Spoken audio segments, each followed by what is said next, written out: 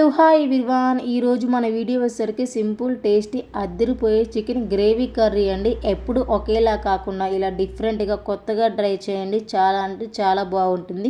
ఎలా చేస్తానో చూపిస్తానండి. మన ఇంటికి ఎవరైనా చుట్టాలు కానీ ఫ్రెండ్స్ కానీ సడన్గా వస్తే ఏం చేయాలో అర్థం కానప్పుడు ఇంట్లో చికెన్ కానీ ఉంటే ఇలా చేసుకోండి. చాలా అంటే చాలా బాగుంటుందండి. ఎప్పుడూ ఒకేలా కాకుండా ఇట్లా చేసి పెడితే వావ్ చాలా బాగా చేశారని కూడా అంటారండి. ప్రాసెస్ ఎలా చేస్తానో చూపిస్తానండి. ముందుగా స్టవ్ ఆన్ చేసి గిన్నె పెట్టేసి 1 కప్పు ఆయిల్ వేసి ఆయిల్ బాగా హీట్ అయిన తర్వాత కొంచెం బిర్యానీ దినుసులన్నీ వేసుకొని బిర్యానీ దినుసులు బాగా ఫ్రై అయిన తర్వాత 4-5 పచ్చిమిరకాయలు 1 కప్పు ఆనియన్స్ వేసి ఆనియన్స్ బాగా ఫ్రై అయిన తర్వాత 1 టీ స్పూన్ అల్లం పేస్ట్ వేసుకొని పచ్చివాసన పోయేదాకా బాగా ఫ్రై చేసుకొని మనం ముందే 1/2 కేజీ చికెన్ తీసుకున్నానని నేను మంచిగా వాటర్లో కడిగేసి ఆనియన్స్ బాగా ఫ్రై అయిన తర్వాత చికెన్ అంతా వేసి ఒకసారి గెంటతో అలా కలిపేసి 1 tea spoon salt 1 tea spoon పసుపు వేసి మంచిగా కలపాలండి. కలిపిన తర్వాత మూత పెట్టేసి ఇంకా మనం వేరే ప్రాసెస్ చూసుకుందామండి.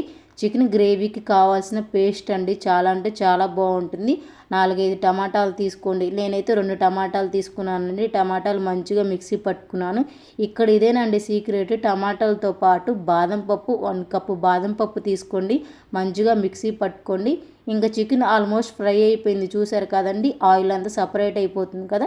అప్పుడు మనం ముందే పట్టుకున్న పేస్ట్ని అంతా వేసేసి గంటతో ఒక్కసారి అలా కలిపామంటే అబ్బబ్బబ్బా స్మెల్ అయితే భలే వస్తుందండి. అప్పటికి ఆ పచ్చి వాసన పోవాలి కాబట్టి ఒక 5-10 నిమిషాలు మూత పెట్టి మంచిగా మగ్గించాలండి. చూసారు కదా ఆల్మోస్ట్ మగ్గిపోయి ఆయిల్ కూడా ఇప్పుడిపోయి బాగా పైకి తేలుతుంది కాబట్టి 1 టీ స్పూన్ కారం 1 టీ స్పూన్ సాల్ట్ వేసి మంచిగా కలుపుకొని ఒక 5 నిమిషాలు మీడియం మంట మీద కుక్ చేసుకుంటే ఆ బాదం పప్పు ఫ్లేవరు టమాటా ఫ్లేవరు చికెన్కి పడితే అబ్బాబ్బా స్మెల్ అయితే భలే వస్తుందండి. చాలా అంటే చాలా బాగుంది.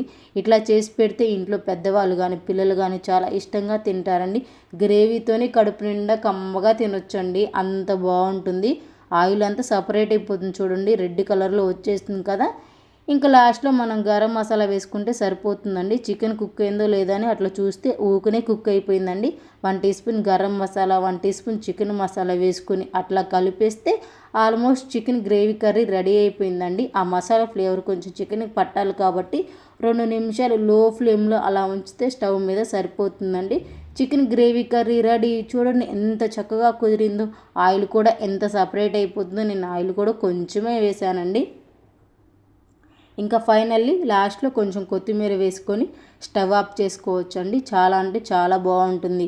రోటీల్లో కానీ చపాతీల్లో కానీ మంచిగా బగారా రైస్లోకి కానీ వైట్ రైస్లోకి కానీ పూరీలోకి కానీ ఇట్లా పెట్టుకొని తింటే అబ్బా ఎంత బాగుంటుందోనండి. ఎప్పుడు ఒకేలా కాకుండా ఇలా బాదం పప్పు టమాటాతో ట్రై చేయండి. చాలా అంటే చాలా బాగుంటుంది. ఎంత కలర్ఫుల్గా ఉందో మీరే చూసేయండి. ఇలా చేసి పెడితే ఇంట్లో పెద్దవాళ్ళు కానీ పిల్లలు కానీ చాలా ఇష్టంగా తింటారు. మా వీడియో నచ్చితే లైక్ చేయండి. మా ఛానల్ని సబ్స్క్రైబ్ చేసుకోండి. Thank you so much watching my video.